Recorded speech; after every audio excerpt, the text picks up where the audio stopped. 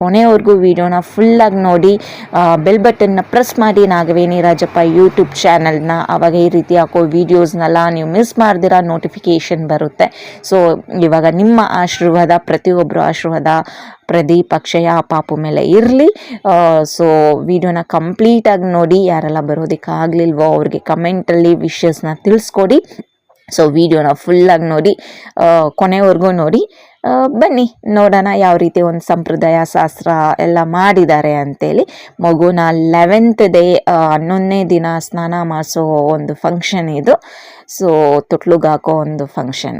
ಈ ಒಂದು ವಿಡಿಯೋನ ಆ ಪುಟ್ಟು ಮಗು ಇವಾಗ ದೊಡ್ಡ ಮಗು ಆಗಿ ಈ ವಿಡಿಯೋ ನೋಡ್ಬೇಕಾದಾಗ ಆ ಮಗುವಲ್ಲಿ ಇರೋ ಖುಷಿ, ಸಂತೋಷ ಸಕ್ಕತ್ತಾಗಿರುತ್ತೆ ಅಲ್ವಾ. ಅವಾಗ ನಮಗೆ ವಯಸ್ಸಾಗೋಗಿರುತ್ತೆ. ಸೊ ಈ ವಿಡಿಯೋನ ಆ ಪುಟ್ಟು ಮಗುಗೆ ಒಂದು ರಿಮೆಂಬರೆನ್ಸ್ ಆಗಿರಲಿ ಲೈಫ್ ಟೈಮ್ ಅನ್ನೋದು, ಆ ಮಗುಗೆ ಈ ಒಂದು ವಿಡಿಯೋನ ಡೆಡಿಕೇಶನ್ ಮಾಡ್ದಿರೋ ಅಂಥದ್ದು. ದೊಡ್ಡ ಮಗು